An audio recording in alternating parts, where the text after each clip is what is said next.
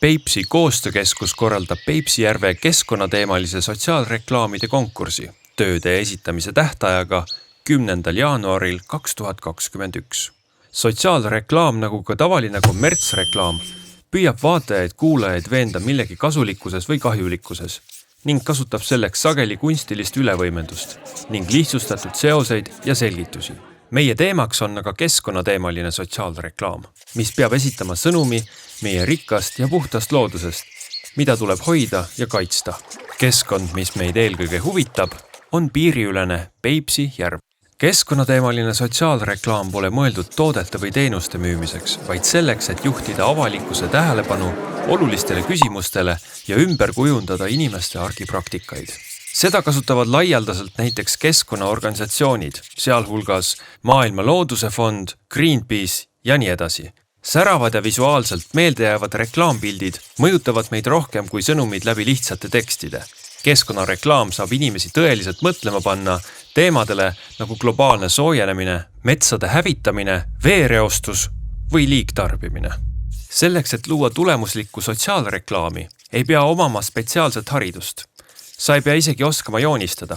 Peamine, mida vajad, on leida hea lugu ja seda saad sa rääkida mis iganes viisil. See võib olla guašmaal või video, koomiks või videomäng või lihtsalt joonistus tavalistest kriipsudest ja ringidest, nagu selles videos.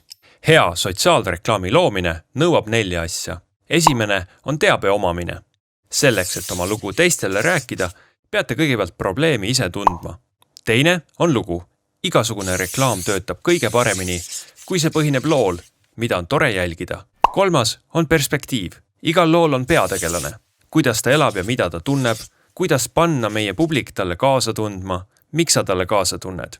Ja lõpuks üleskutse tegevusele. See eristab reklaami tavalistest lugudest. Inimesed ei pea mitte ainult teavet teadmiseks võtma, vaid ka tegutsema. Kõik need aspektid on omavahel tihedalt seotud ja toetavad üksteist. Hea lugu muudab reklaami meeldejäävaks ja sellesse sisestatud teave muudab sellega kasulikuks. Alustame teabest. Mida me teame Peipsi järve kohta? See on Euroopa suuruselt 4. järv. Suurim piiriülene järv. Järves on 35 saart. Peipsimaale on iseloomulik rikkalik taimestik ja loomastik. Seal elab 37 eri kalaliiki ja igal aastal peatub üle 1 miljoni rändlinnu. Kahjuks on selles kaunis keskkonnas ka probleeme. Näiteks kalade ülepüük, põllumajanduses kasutatavatest väetistest tingitud vee liigtoitelisus, asulate reovee sattumine järve ja muu selline.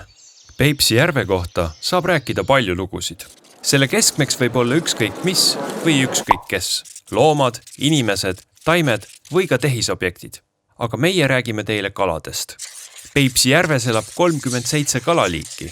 Tuntuimad on rääbis, ahven, Peipsi tint, lõhe, haug, koha ja latikas.